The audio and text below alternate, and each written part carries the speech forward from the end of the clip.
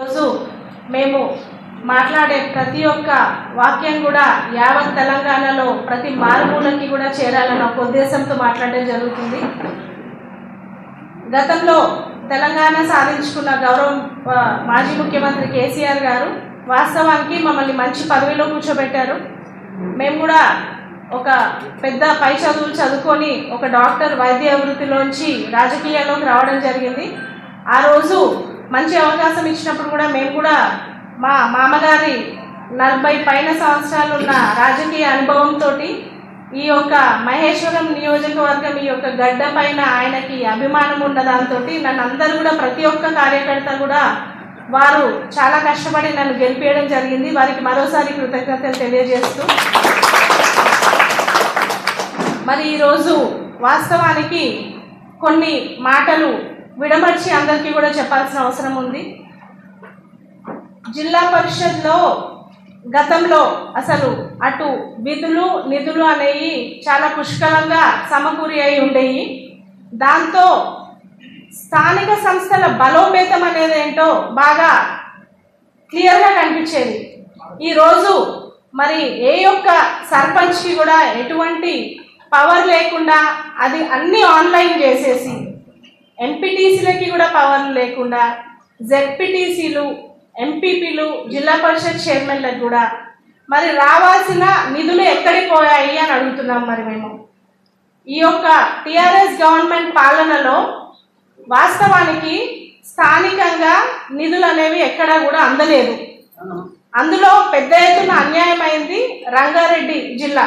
ఎందుకంటే రంగారెడ్డికి source funds అనేవి TDS district mineral fund ఇవేవి కూడా రాకుండా మమ్మల్ని పాలించాలి ప్రజాప్రతినిధిగా ఫోర్ ఫ్రంట్లో ఉండి మరి మన యొక్క టీఆర్ఎస్ శ్రేణులందరికీ అండదండలుగా ఉండాలి అని అంటే అది చాలా గ్యాప్ వచ్చేసింది. ప్రజాపాలనకి ప్రజల యొక్క అవసరాలకి స్థానికంగా తిరిగేది సర్పంచ్లు ఎంపీటీసీలు వారు పైకి వచ్చి స్థానికంగా ఉన్న సమస్యలన్నీ కూడా వివరించి నిధులు తీసుకొని వెళ్ళి స్థానికంగా అభివృద్ధి చేయాల్సిన నేపథ్యంలో ఒక పొలిటికల్ ఈకోసిస్టమ్ అంతా డిస్టర్బ్ అయిపోయింది. డిస్ట్రిక్ట్ మినరల్ ఫండ్ కూడా అటు ఎమ్మెల్యేస్కి ఇచ్చారు. వాస్తవానికి ఎమ్మెల్యేస్ని ముందులో పెట్టి అటు స్థానిక సంస్థల జడ్పీ చైర్మన్ హోదా అంటే ఒక క్యాబినెట్ హోదా దానికి ఇవ్వాల్సిన గౌరవం ఇవ్వకుండా ప్రతిదానికి ఎమ్మెల్యేలని ముందు పెట్టి వారి వెనకాల నడిచి వారు ఏది చెప్తే అది వినమని అలా మమ్మల్ని నడుచుకోమన్నారు. సో అక్కడ మాకు ప్రజలకు కావాల్సిన స్థానిక సమస్యలన్నిటికీ కూడా గ్యాప్ వచ్చేసింది. మేమేమీ చేయలేకపోయినాం. వాస్తవానికి ఉన్న జిల్లా పరిషత్ చైర్మన్ అందరూ కూడా మహిళలందరినీ కూడా ఎన్నుకొని మంచిగా చదువుకున్న మహిళలందరికీ కూడా మంచి పదవులు ఇచ్చారు. కానీ చదువుకున్న వాళ్ళు ఇట్లాంటి గ్యాప్ వచ్చిన దగ్గర ఏమీ అడగకుండా ఉండొద్దు అనడం అది సాధ్యం కాదు. ఎందుకంటే మేము తిరిగేదే ప్రజల సమస్య కోసం జిల్లా అభివృద్ధి కోసం. మరి మేము నిధులు లేకుండా చాలా ఇబ్బంది పడ్డాం. కాబట్టి ఈరోజు వాస్తవానికి కూడా మీతో మాట్లాడుతుంది తెలంగాణలో ప్రతి ఒక్క సర్పంచ్ ఎంపీటీసీ జెడ్పీటీసీ ఎంపీపీ వీరందరితో కూడా మాట్లాడుతున్నాం. మీరందరూ కూడా వినాల్సిన అవసరమే. స్థానిక సంస్థల బలోపేతానికి టీఆర్ఎస్ గవర్నమెంట్ అస్సలు పెద్ద పీఠం వేయలేదు. ఒక కోణంలో చెప్పుకోవచ్చు హరితహారం మొదలు పెట్టారు, అది మంచి బేస్ అయింది. మిగతా పరిశుభ్రత గురించి చెప్పారు, కానీ అక్కడ నిధులు మళ్ళా లేవు. అటు ప్రజాపాలనకి అధికార పాలనకి అసలు తేడా ఏంటి అని ప్రజాప్రతినిధులు ఒక ఆన్సర్ చెప్పుకోలేని పరిస్థితిలో ఉంది. రెండవది గ్రామీణ వ్యవస్థలో ఉండేది పాఠశాలలు హాస్పిటల్స్. మరి ఈరోజు వాస్తవానికి 5 సంవత్సరాలు కూడా పంచాయతీ రాజ్తో మేము ప్రతి ఒక్క మీటింగ్లో ప్రతి గ్రామ పంచాయతీ సర్పంచే కానీ వార్డు మెంబర్లు కానీ స్కూల్లో స్వీపర్ కానీ స్కావెంజర్ కానీ లేరు.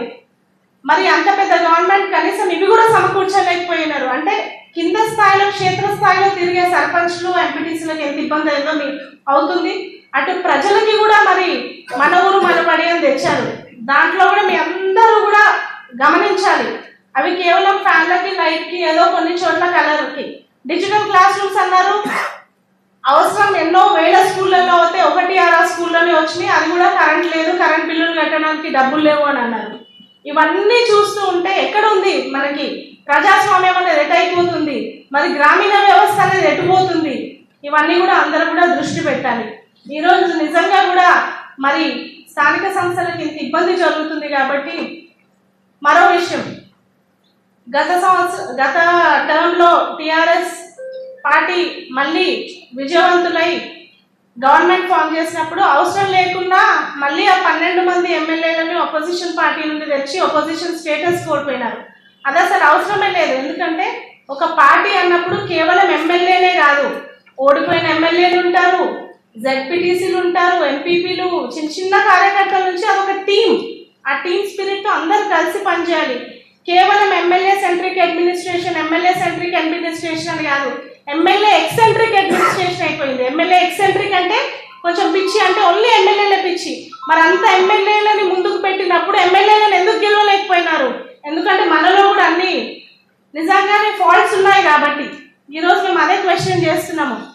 స్థానిక సంస్థల బలోపేతంలో గత గవర్నమెంట్ విఫలమైంది.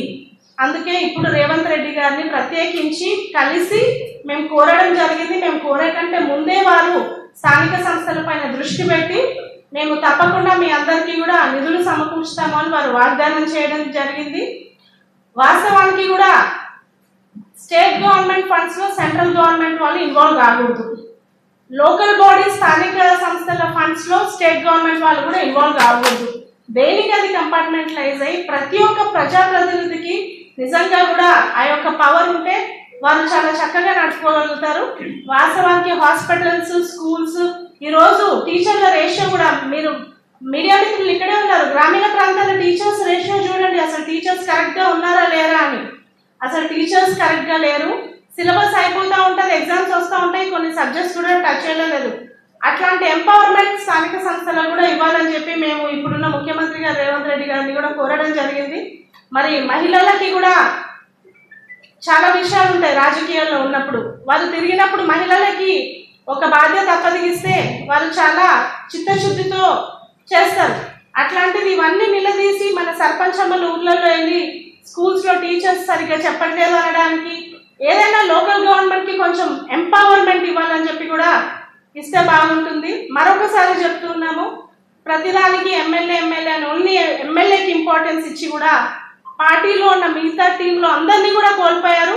ఈ రోజు వాస్తవానికి కూడా ఎన్నో సీట్లు ఎక్స్పెక్ట్ చేసిన టిఆర్ఎస్ గవర్నమెంట్ కి ఈ రోజు రాలేదు, ఎమ్మెల్యేలు గెలవలేదు అంటే స్థానిక సంస్థల సపోర్ట్, సర్పంచ్లే కానీ ఎంపీటీసీలే కానీ మిగతా వాళ్ళు ఎవరు కూడా సపోర్ట్ చేయనందుకే టికెట్లు కోల్పోయి గెలవలేదని కూడా మీతో చెప్పుకోవడం జరుగుతుంది.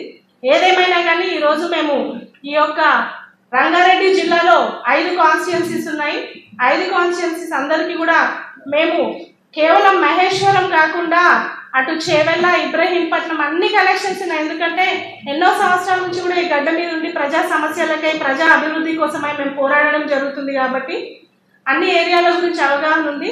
ఖచ్చితంగా మేము మళ్ళీ రాబోయే భవిష్యత్తులో కూడా ఈ జిల్లా యొక్క అభివృద్ధి కోసం ఖచ్చితంగా మేము ప్రతి సమస్య పైన గొంతు గలమెత్తి అడిగి కూడా మేము పైన అధిష్టానంతో చర్చించుకొని ఇవన్నీ కూడా నిధులు సమకూర్చుకుంటామని చెప్పి కూడా మీకు తెలియజేయడం జరుగుతుంది.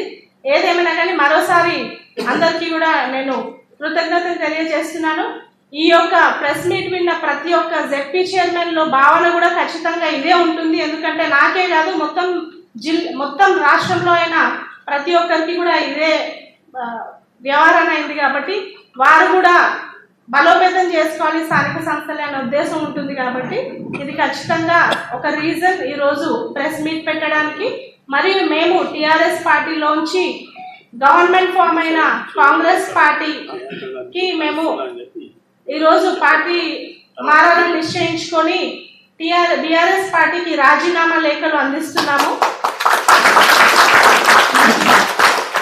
మరి ఒక మహిళ అయ్యుండి కూడా మరి మహిళల పట్ల వారు ఎదుర్కొంటున్న సమస్యల గురించి ఆలోచించడంలో మనకి ఒక 27వ తారీఖున మీటింగ్ ఉంటుంది.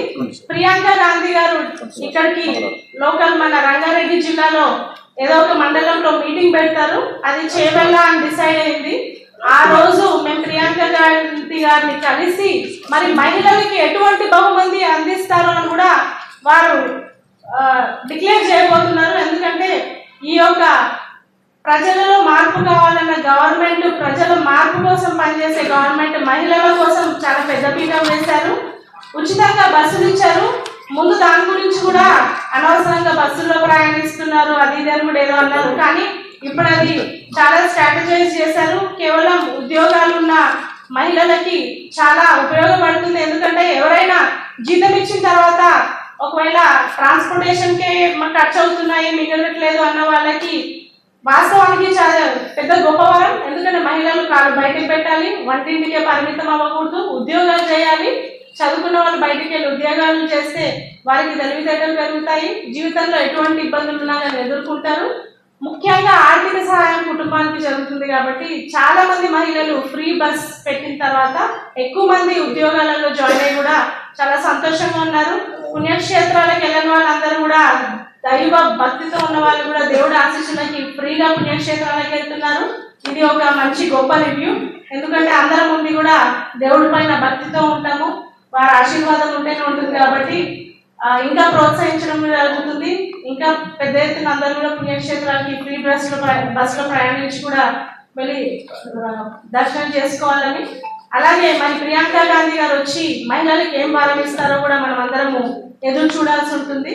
ముఖ్యంగా ఆ రోజు మేమందరం కూడా పార్టీలో జాయిన్ అవ్వడానికి రేవంత్ రెడ్డి గారు మాకు 27వ తారీఖున నిశ్చయించారు. ఇంత టైం కేటాయించిన మీ అందరికీ కూడా పెద్ద ఎత్తున హృదయపూర్వక నమస్కారం.